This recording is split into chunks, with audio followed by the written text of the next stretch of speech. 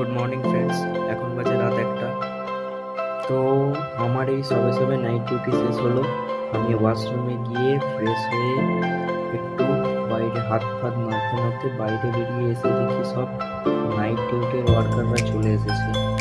সবাই দেখছি বসে আছে, পুজো পুজো ভাব, আজ আবার মহালয়া।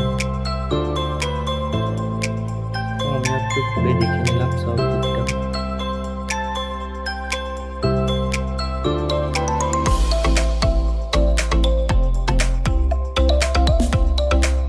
তারপরে আমি বেরিয়ে চলে আসলাম বাস খোঁজার জন্য।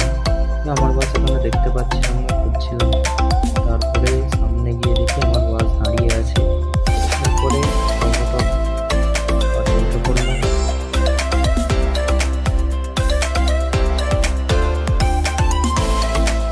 দেখি বাসে কোনো সিট পাচ্ছিলাম না বসার জন্য।